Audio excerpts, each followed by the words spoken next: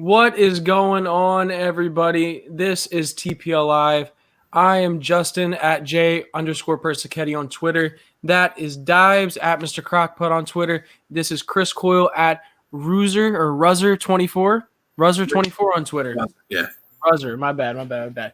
Anyway, this is the post-game show for the game between the Cavs and the Sixers. Not going to lie, everybody, it did not look good. This was not the kind of game we expected to see today.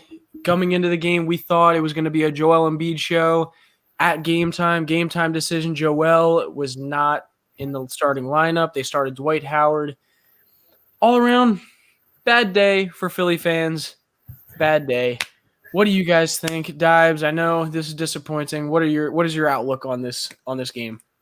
Yeah, really, really tough game. I think when you talk about no Joel Embiid, because that guy just cooks against Andre Drummond. He's been 6-1 versus Andre Drummond in his career, nearly 28 points, 12 rebounds.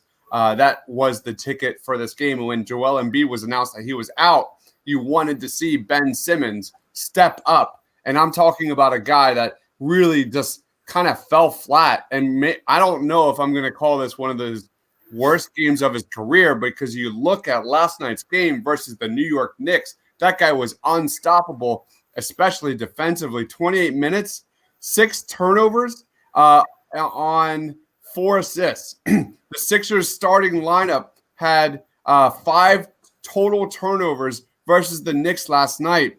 They had 3, 6, 12, 13, 15 turnovers just from the starting lineup tonight. That can't happen. You look at the Sixers offensive rating in 39 minutes. The Sixers starters had a 100 offensive rating. It's definitely going to go down after tonight's game. But also defensively, you look at the Cleveland Cavaliers had 118 points. You look at the New York Knicks game. The New York Knicks, the Sixers had a defensive rating of 94.8. Yes, it was the Knicks. You look at the road defensive rating last season in 2019-2020, it was on average, it was 112.1. So there are a lot of things to like against the New York Knicks on the road.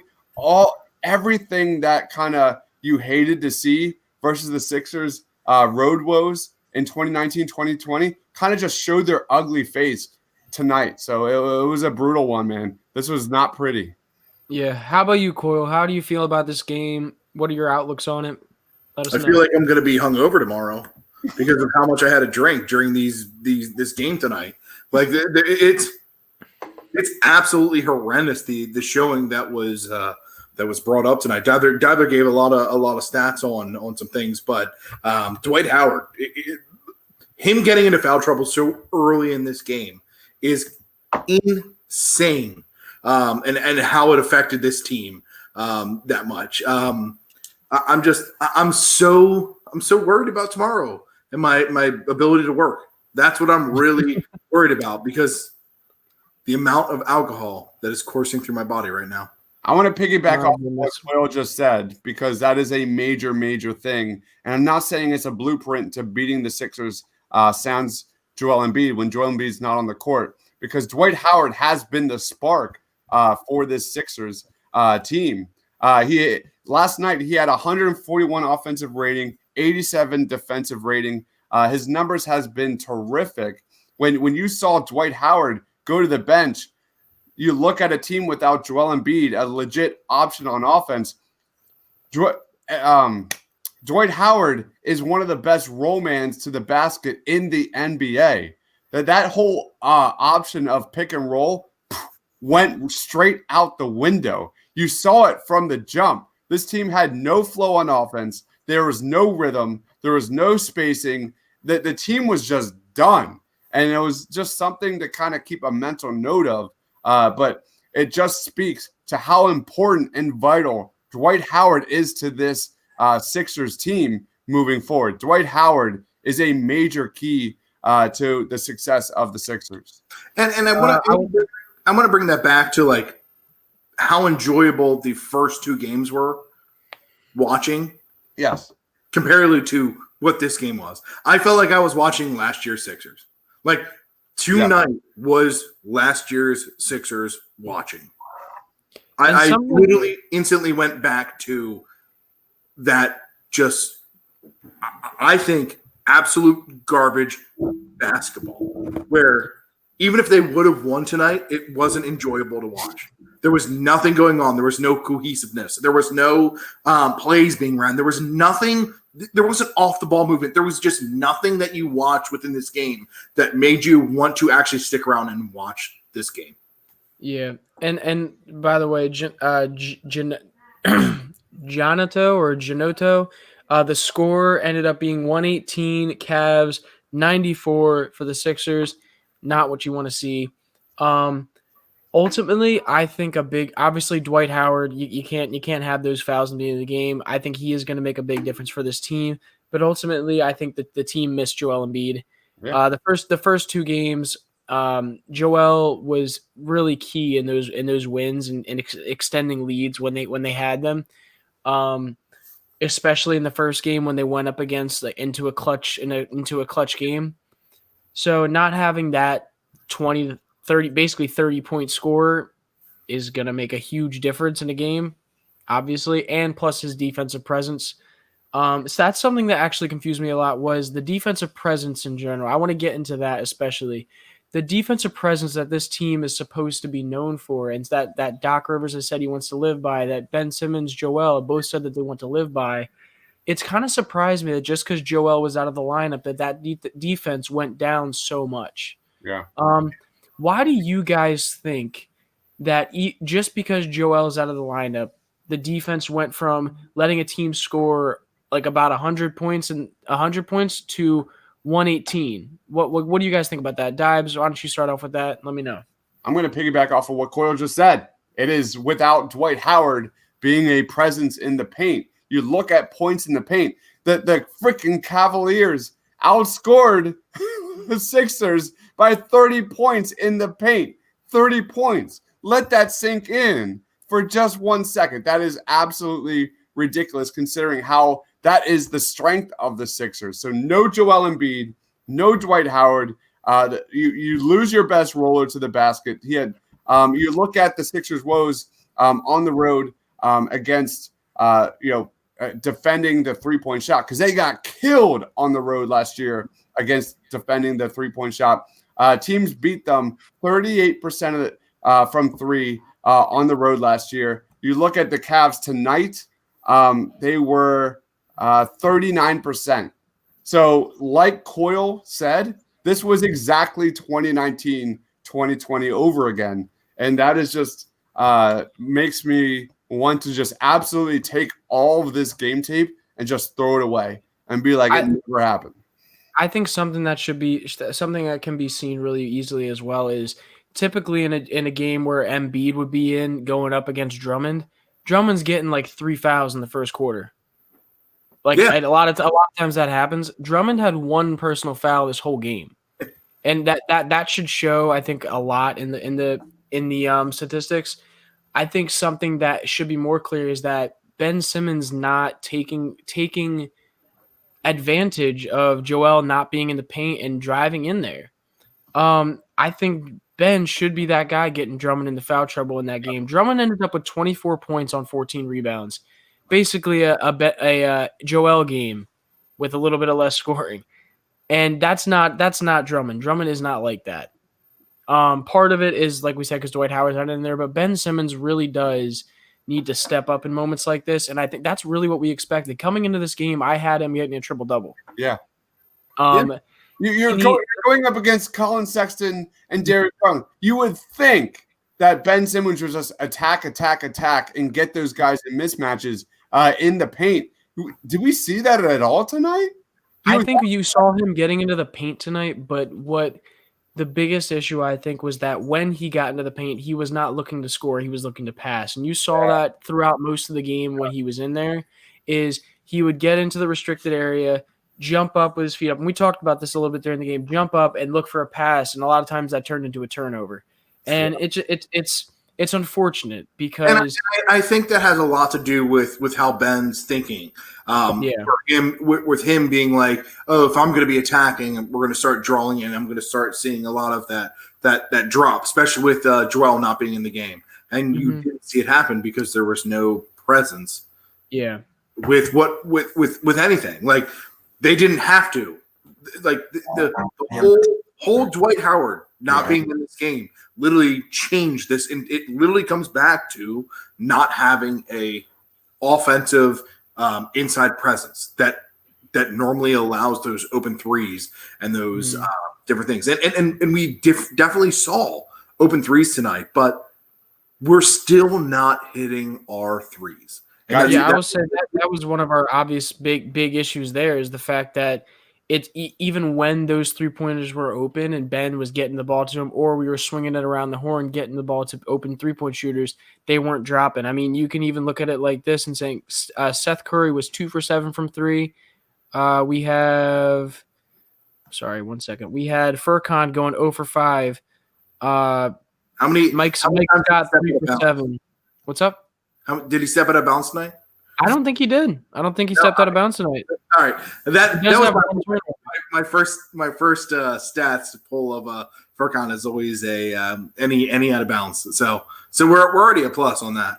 But I will say Tobias had a better game today, which was nice to see, but it obviously didn't end up equating to anything. You know who didn't have a good game?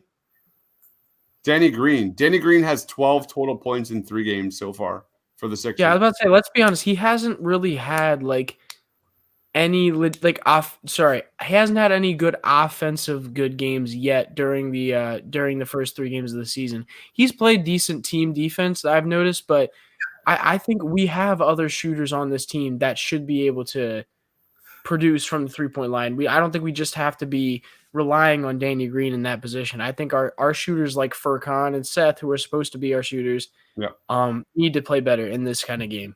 I want to go back and legit look at how many open threes Danny Green has missed within these first 3 games. Because legit, he is getting straight up open threes, like 5 people 5 feet away from him and being able to shoot. And I'm still, he's going to hit. I'm really starting to, is he going to hit after 3 games of just seeing like wide open threes? Like these aren't like threes in someone's face. Like these are straight up wide open threes. Speaking of wide open threes, Furkan Korkmaz is 1 for 10 in the last 2 games from 3. Yeah, and I mean we know that listen, like when it comes to shooters, we know there's gonna be ups and downs, especially for guys like Danny Green and Furkan Korkmaz. It's unfortunate because with how much spacing they're getting, it should be easier done than not done. And I think that's what's frustrating. And I think this is a good point from Mark Wenger here. Bad games like this are some of the best games for teaching points and showing areas of improvement. I agree. And I think that's how you have to look at this kind of a game. But it is still frustrating because we know what some of these players are capable of. No matter what the offense is, we know Ben Simmons is capable of bringing balls to the rim. We know Seth Curry, Furkan Korkmaz, Shake Milton, they're capable of getting an offense going and making shots. And that just didn't happen today. And I think that's more or less why it's disappointing.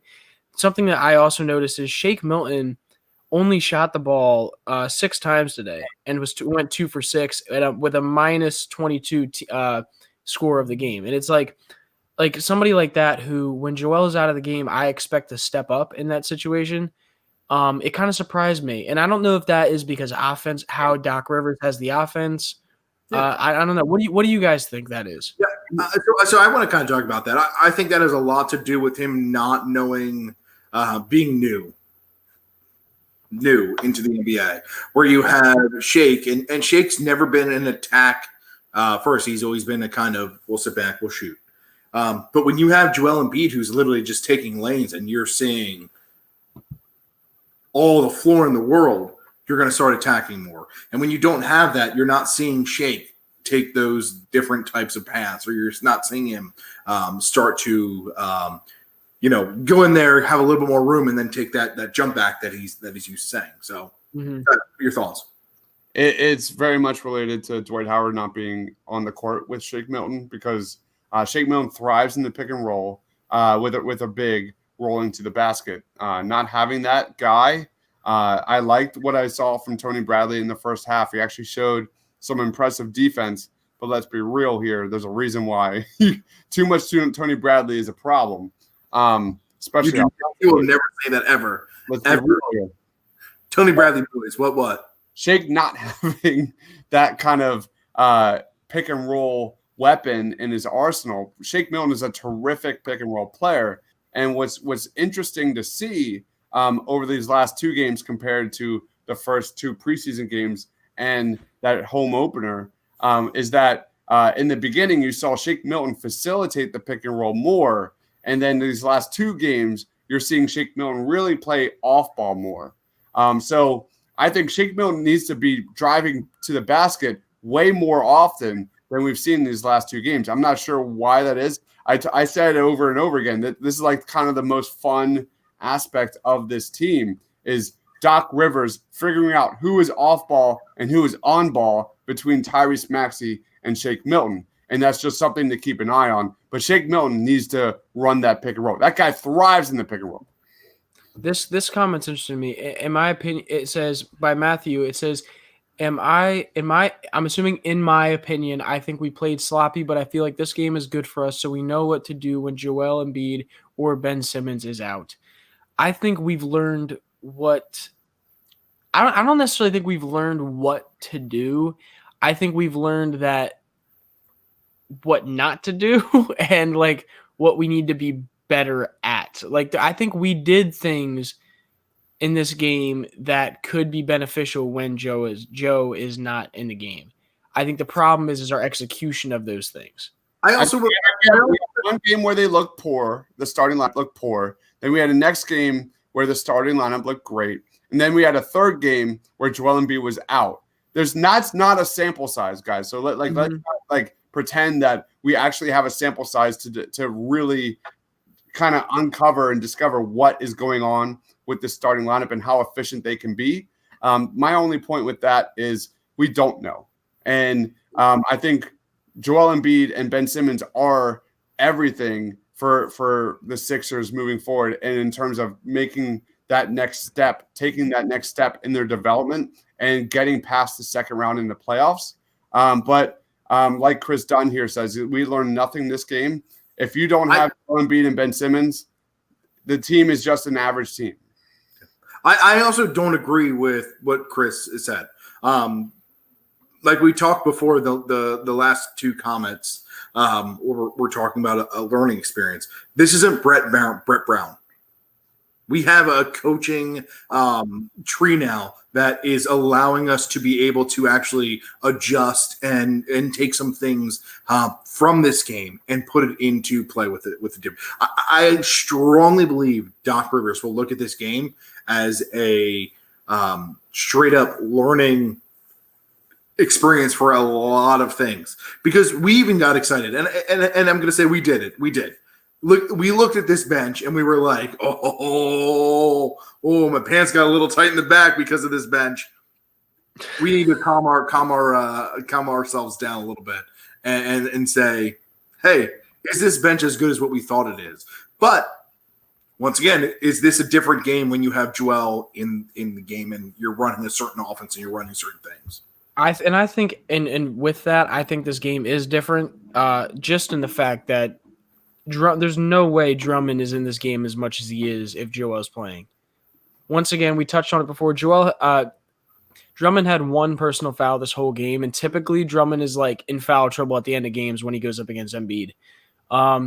So I think that makes a big difference, and also with the fact that Embiid is a walking like 27 and 15. So obviously, add 27 points to this score, it's a lot different. So.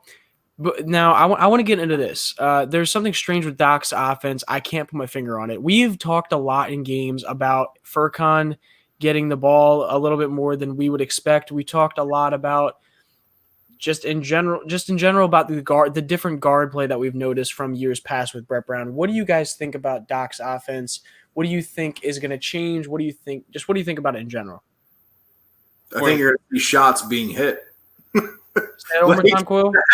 That's some things that you're normally used to seeing with Doc's offenses. When you get a pick and roll coming off, a shot is made.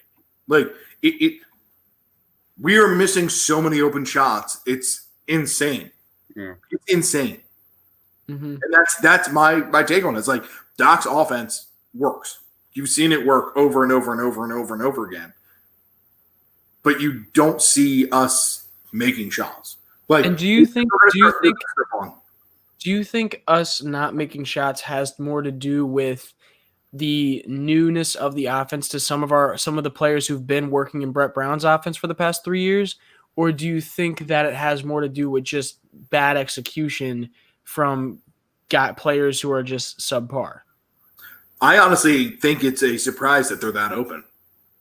Like when you're used to not being, yes, you can hit shots in practice. Yes, you can do things. I honestly don't think these players are like, wait, what's like, it's an adjustment when there's normally a player in your face and you're doing it in practice. Because when you're in practice, right? So when you're in practice and you're doing all these plays, the defensive plays is long.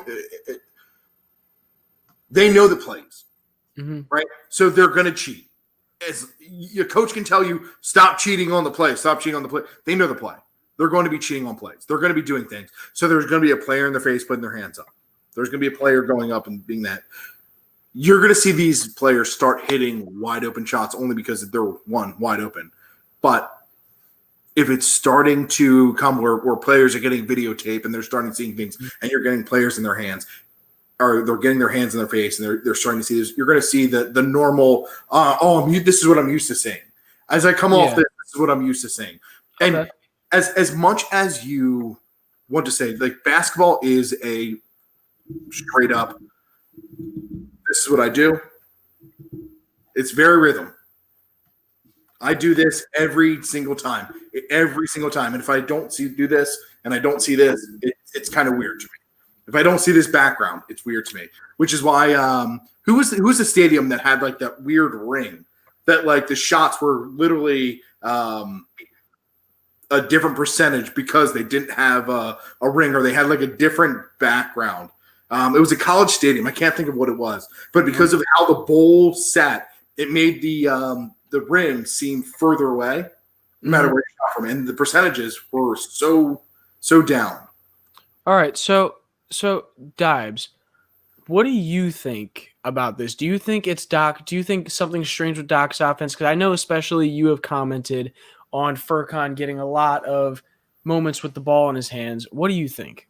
Yeah, having Furkan Korkmaz be we cannot hear you. You can't hear me?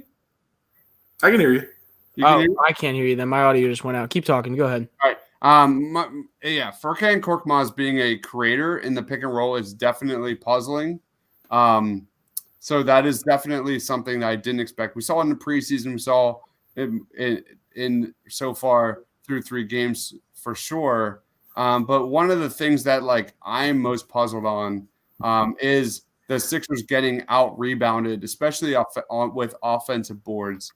You have the Knicks last night having more offensive boards than the Sixers. You have the Cavaliers getting more offensive boards than the Sixers tonight.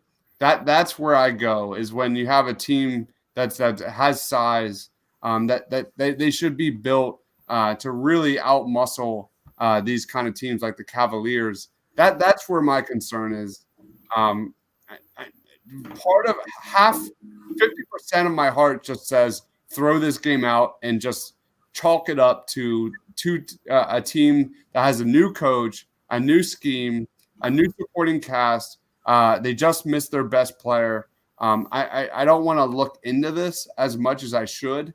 The other part of me is it looks like Doc Rivers is still trying to figure it out himself, as he should. And we look at who is going to be on the court with 5 minutes remaining. What is Tyrese Maxey's role? Is he better on ball? Is he better off ball? We look at Dwight Howard's impact on that second unit. He was really the foundation of why the bench was so strong. So there are so many variables. This is like talking about the Eagles all over again. A lot of variables. Is there something wrong with Doc Rivers' offense? I don't think so, because we've seen the Sixers miss a ton of wide open shots, like Coyle said. We've seen a ton of threes rim out, go in and out again and again.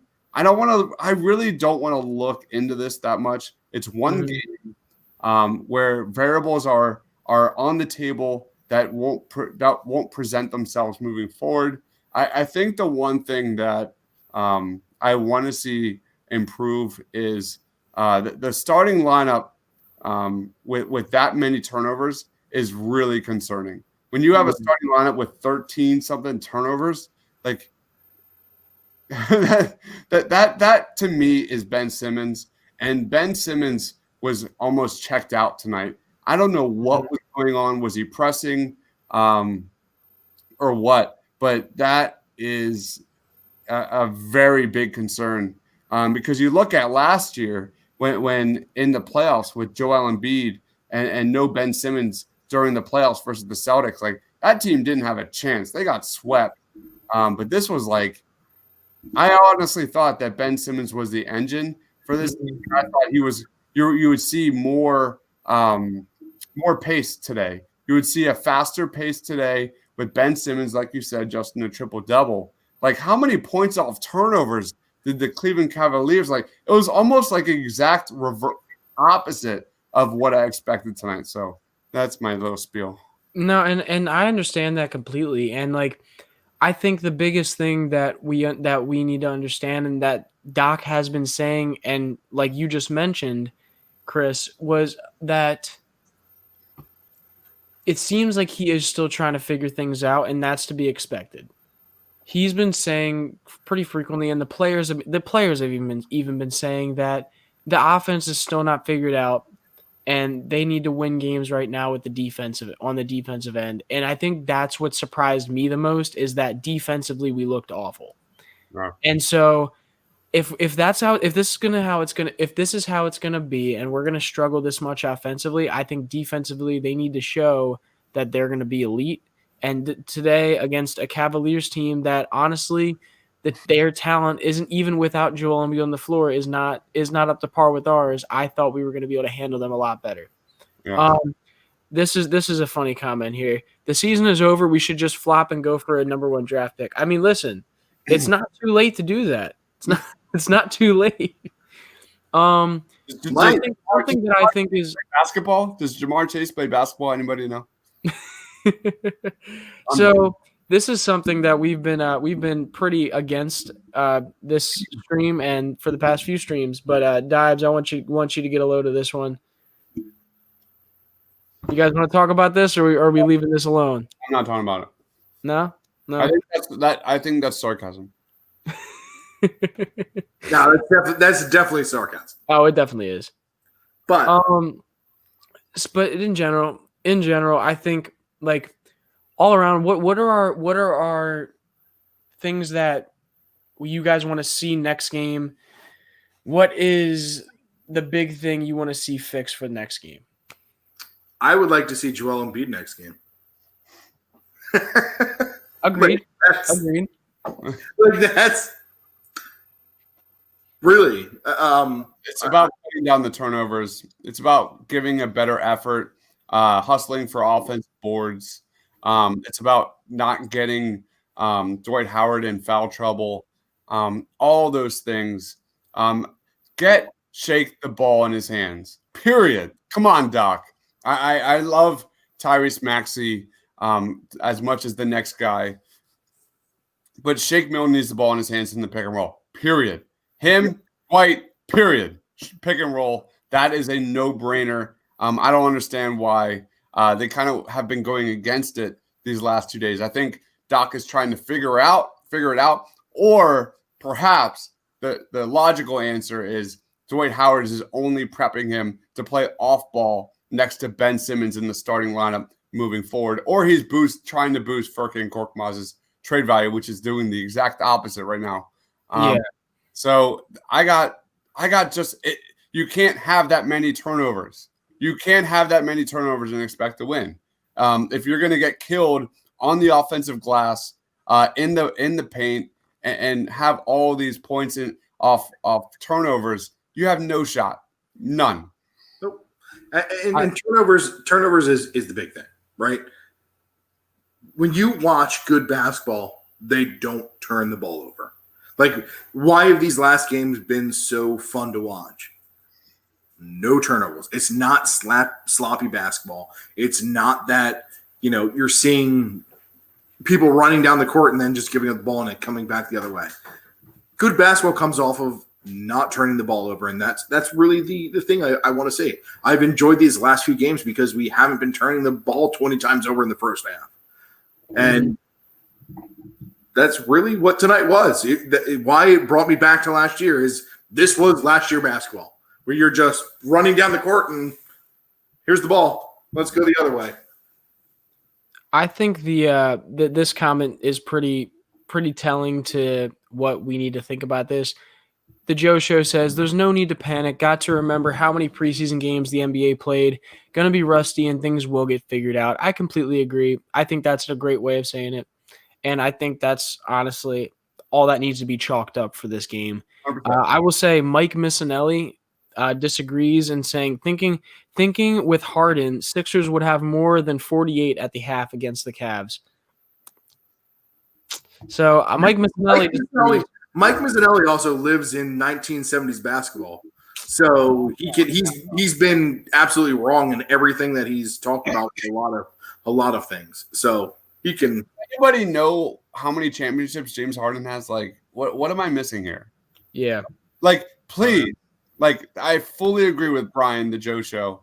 Like, please throw this game tape out and let's realistically look at this and let this team grow. I've been saying this from the show started. Like, there is no reason to just jump the gun. Just let it play out. Let it play out. The pieces are there. I promise you. The pieces are there. Let's wait and see how the starting lineup gels together. Let's wait and see with their second unit. It's crazy to me that people are just so gung-ho on just stripping this entire not only the depth on this team, but future draft picks and really just start over. Like, you're complaining about this team doesn't have chemistry. What happens when you make that kind of trade? You don't have chemistry. You don't have a bench. You don't have a guy that can defend. Like, it's just like people are just, you be careful what you wish for. So what do you guys think about this? How do you think the Sixers will react to this at training camp or training? Sorry, just practice in general. How do you think that they react to this loss? How do you think they bounce back from this? A lot. I think that you're actually going to see players learn. They're going to be taught on something. Like, it's going to be a coaching group that actually trains on these type of games. It's not going to be like, all right, well, let me do the same offense. And that was one of the things with Brett Brown that you saw. And I love Brett Brown. I was a Brett Brown fan. I wanted Brett Brown to just succeed. But you just have a different coaching group now that is going to train on what needs to be trained. You're going to have tonight, they're going to watch video and they're going to say, hey, we know that we can't do this. Howard, you can't, on nights when Joel's out, you can't be aggressively going after balls that you normally go after when you're only playing 15 minutes a night. Like, you need to pull back a little bit and allow that basket because I need you for the next 5 to 10 minutes. So you're going to see a lot of coaching and a lot of things that are going to happen that are going to move this team into this game is going to be won going forward. I would love to be a fly on the wall between Ben Simmons and Dave Yeager and figure out what happened on defense tonight. Outside of that, like I said from the beginning, like, I'm not even like, this is one of those games I throw out and be like, let's move on to Toronto on Tuesday night. Yep. While we get our last thoughts about this game and what we want for the coming up, guys, put in the comments any questions you have. We'll answer as many as we can before we get off of here.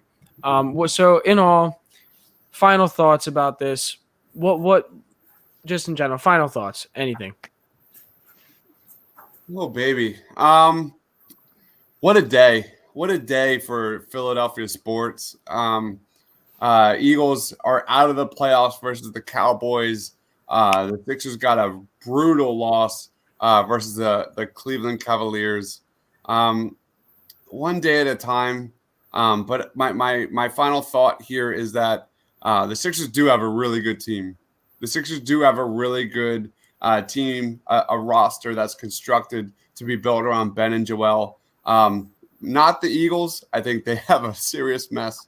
But the Sixers just throw this away and look forward to Tuesday because I think you're going to see a much better and improved team after today. I don't even want to spend as much time as we have on this game. This is one of those games just forget. And from the jump, you saw it. Forget it. Tuesday night, let's go. Corey, what about you? Any final thoughts on today in general? Does anybody know a at-home IV place to get me some fluids from after the garbage football and basketball that I watched today so that I can feel good tomorrow? Anybody comment in the comment below because I'm gonna need it after the amount of garbage intake that I had. But no, I'm looking forward to watching quality basketball going forward in this year. I mean, we're gonna have a couple games like this. We're gonna have some learning stuff, but I'm gonna be okay. I'm gonna be okay, and I'm excited to watch good basketball for the next year. It's gonna be some quality basketball that's going forward, and I'm excited about it. The voices didn't work, Coyle. The voices didn't work. Well, we weren't holding to it. It's just as well. I blame Justin. That's true. We're not holding to the voices. We need to work on his voice. That's what it is. In a world. Is he? Why? He knows how to do it. All right, guys. Well, we're gonna get going here. Let's do some plugs. First, I'm gonna plug the channel. So, guys, if you are not already, subscribe to the channel, please. We have all kinds of Sixers content going on. We are like Dibes said earlier in the stream. We post about 3 Sixers videos a day. We got a lot of stuff going on over here. Eagles, Sixers, Phillies, Flyers, you name it. We got movie reactions. We got what else we got, Dibes? You want to talk about the channel a little bit real quick? Yeah, got some golf going on. We got what? Some golf. Yeah. Golf. We have a Pull the Pin tomorrow, 3:30 East Coast time. They're doing a review of the PGA Tour, everything that happened in 2020, and a preview of 2021 moving forward. Then we have the Daily Dose at 5 with Dylan Davis, JD, Dylan JD98 on Twitter. Give him a follow. And then 6 p.m. tomorrow, we have the Sixers mailbag with Jason Blevins, Austin Krell, and Kai Carlin of USA Today, answering all of your Sixers questions. Just a super insightful basketball podcast. If you want to literally know the nuts and bolts of basketball, ask your questions. They will break it down way better than I could ever imagine to. But we will be back. Party on Broad every Tuesday night, although I think they play the Raptors Tuesday night, so that might change. But anyway, I just want to say thank you to everyone who commented, liked, subscribed. You guys are the best. We have an actual audience here from everyone here. Just so humble. Thank you. Who contribute to our YouTube channel. Thank you. We truly appreciate it. I don't think anybody who's watching right here understands completely how often we gush about how happy we are that people are coming back and we have daily viewership coming on here and talking with us on the daily basis, and we love it. We love having you guys. Thank you for coming out. Chris, you have anything you want to plug? No. I want to plug you guys. You guys have been doing great work in everything that you've done. TPL is just putting out some quality stuff. I want to plug the fans, like everyone in that chat group, because I like the chat group. I like to get in there and mix it out with you guys. So I want to plug you guys a little bit. Keep it up. Do some things. Do some interactions. Type in. Get your fingers going, and love it. I love it. Yeah. My God. Get the fingers going. All right. How about you, Dibs? Anything you want to plug? I already did. Plug yourself. Plug yourself. I'm going to plug my man, Justin, who just did his first host of the Painted Lines podcast. My man, J_Persichetti. Well done, Justin. Thank you. Great job. I wish we had some better gameplay for my first time, but I mean, what are you going to do? What are you going to do? But I appreciate the opportunity. Listen, for everybody here at the Painted Lines, we appreciate you guys for watching. Please like, subscribe, comment on the video. We'll be down there. Love you guys. Have a good one.